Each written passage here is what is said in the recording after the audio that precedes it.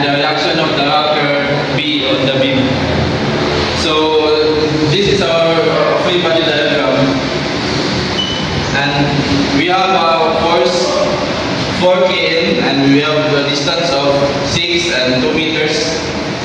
And our point A is a pin, so we have two reactions going up and going to the right. So this one will be FAY, and this one will be FAX. This one, since naka-angle siya, ato isolve. This one will be FB. Isolve na to yung X and Y components. So since dire kay 30 degree, so ang dire kay 60, okay, 90 minus 30 is equal to 60 degree. So 60 degree siya. Next, ang sa FB, since sa itong X din FB cos 60. And then sa itong Y, kay FB sin 60. So, manatawagan sa itong mga forces, pwede na mag-solve.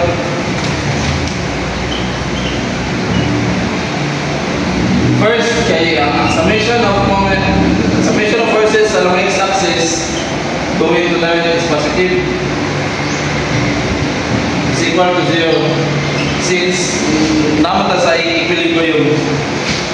So first is the FAX. So positive FAX. Next is going to the left, so negative FB cosine 60, negative FB cosine 60 is equal to 0. Wala na.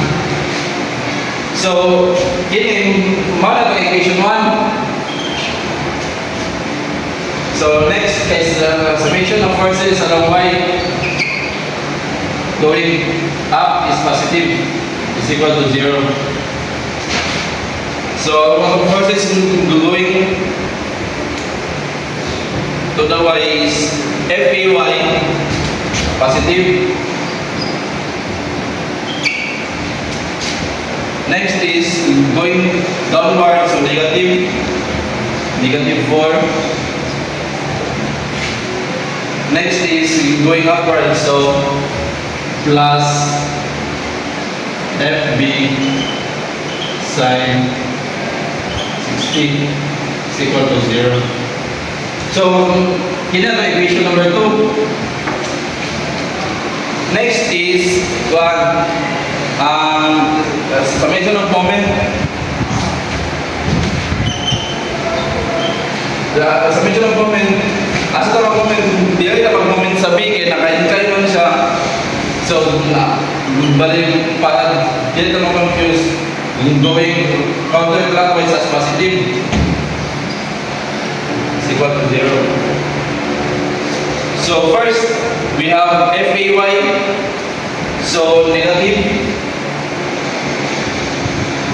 FAY. Next is 4, so positive 4 plus 4. Next is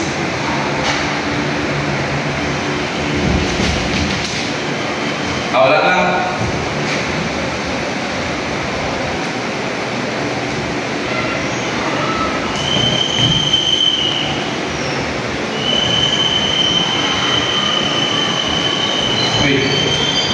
Pagka na to sa moment, kailangan tingin na to apil ang distance.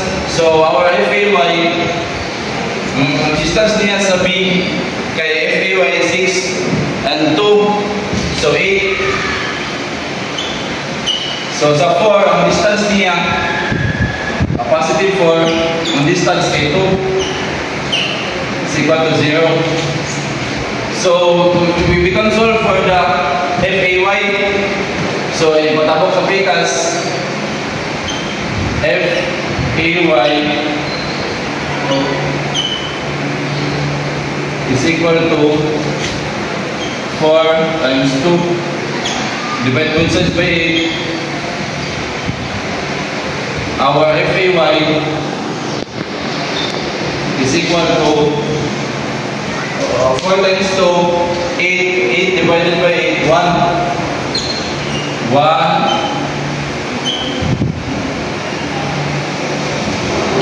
Now we have our FAY. We can go back to our equation number 2.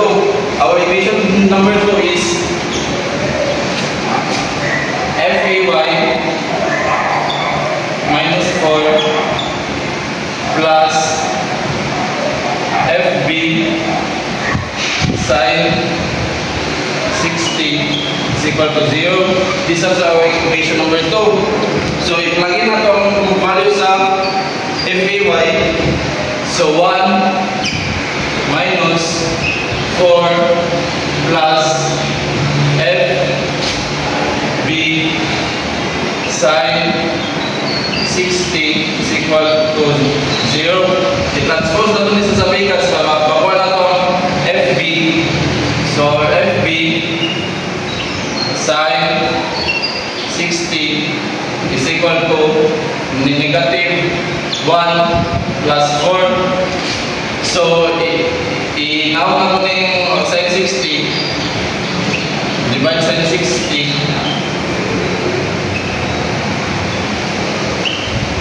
cancel.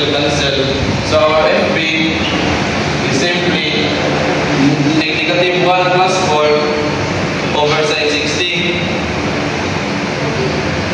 Negative 1 plus 4 sine 60. So our FB is 3.464 in. Now we have FB. We have FA. Now, since we have FB, we can go to our equation number 1. Our equation number 1 is FAS minus FB cosine 60. So is equal to 0. So our FB is FAX is equal to our FB is 3.464 cosine 60. So our FAX is simply 3.464 cosine 60. 1.732 in. Excuse me. Nganong na 16 ay nanay 60 dara ang angle kanang sa imong free body diagram. Oh. Kay ang sa given kay namo sa angle dili nga 60. So ang yung perpendicular niya yung pancake ang right pancake nakamay ng 90. So 90 minus 30 is equal to 60. So bago 60 ni siya din. Okay. Thank you. And this is our final answer.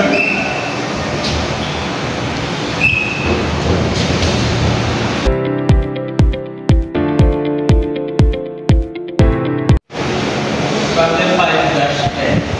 Determine the components of the support reactions at the fixed A on the cantilevered beam. So this is the figure. So nasa point, nasa fixed na support na point A. So ang fixed support is nasa dua ka force na gariak ato, which is ang AY o ang AX. Kanya natin kay force na focus na 6 kilonewtons na 9 is equal to 1 natin tayo distance ikan sa 6 kilonewton na force by entering which is 1.5 meters yapon. Kaya natin tayo angle dari 30 degrees. Kaya natin ikan dari sa angle 30 degrees na masama dari sa end is 1.5 meters. Kaya natin tayo ang dari na angle is 30 degrees. Kaya natin siya i-force na paubos na 4 kilonewtons. So, first is, atong ipangita ang mga forces sa along with the X and Y axis. So, mga namin ang force na along the X axis is 4 cos 30. And then, natin siya yung force na along the Y axis which is 4 sin 30. Then, next is, actually, pagkatawag na ilang summation of forces along X on the right side is positive equals to 0. So, itong pagkatawag ng forces na gano'n sa x-axis. So, ang a-axis, which is positive siya kay sa line. And then, plus sa 4 cos 30. Gano'n na positive gano'n kay right kay padalong gano'n sa right side. So, simply, ato na i-transpose ang 4 cos 30 sa pikas. So, may mo na siya negative. So, ax is equals to negative 4 cos 30. Then, ang result is ax is equals to negative 3.46. Since na negative siya, which is opposite siya sa forces, so magkabo na siya sa ang ax. So, may mo na rin siya ax is equals to 3.46 Newton going to the left. Next is forces along the Y going upwards is positive equals to 0. So, ato makita din na say ang AY is pataas. So, positive siya. So, makalin na yung 6 kilonewtons dahil na forces going downwards na siya. So, atong negative. Next is minus 4 sin 30 kay focus kaya po lang yung force equals to 0. Next dahil is ato dahil i-transpose ang negative ato dahil yung i-transpose ang negative 6 o negative 4 sin 30 dito sa pikas. So may mo na siya positive. So AY is equal to 6 plus 4 sin 30. So, ang result dahil natin niya is AY is equal to 8 kilonewtons. Next is, ato na yung palitawang find ang iyahang moment at A. Since isa naman iyahang point, so moment at A na kilonewton. Counterclockwise, padulong is positive. So, first is, ang MA is counterclockwise ng ito siya. So, positive siya. Dahil actually na yung force na 6 kilonewtons which is natabo na niya sa counterclockwise. So, may mo negative times din siya ang distance na 1.5 dahil minus 4 sin 30 because kay natabo ang gapon siya sa clockwise ng gapon ng yung movement, so negative siya. Negative 4 sin 30 times yung distance na ay 1.5 plus 1.5 kanya natin siya so may mo siya 3 plus 1.5 okay kaya namin siya ang So, atong ano na, adjusted pa ng 1.5 na meters sa 30 degrees. So, may mo siya 1.5 cos 30. So, ang result na yan is 3 plus 1.5 cross 30. Next is ang kaning force na minus 4 cos 30 kay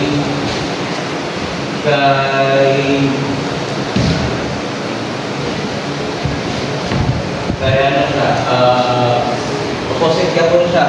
So, mayroon siyang negative. So, 4 cos 30 times yung distance is 1.5 meters sine 30. So, mahimo na siya close to 0. So, yung mga results din ani nila is MA minus 9. Excuse me. Yes. Kanang diya sa kuan ba kanang 3 plus 1.5 cosine 30 yun sana siya pagkuha. Kani? Diya. Like I said earlier na na adjusted ra ang kaning 3 kay makuha rin mo direct distance sa 1.5 o 1.5. May mo siya 3. May mo siya 3. Dahil ang kanila yung 1.5 o kaning 30 degrees is adjusted man siya. So, adjusted pa siya sa 4 sine 30. So, may mo siya 1.5 cos 30 degrees. So, let us continue. So, mo na ini yung mga results. Ato na i-transpose ang kaning tulo sa pitas. So, MA is equals to 9 plus 8.60 plus 2.60. So, ang total na naman niya is MA is equals to 20.2 kilonewton meter.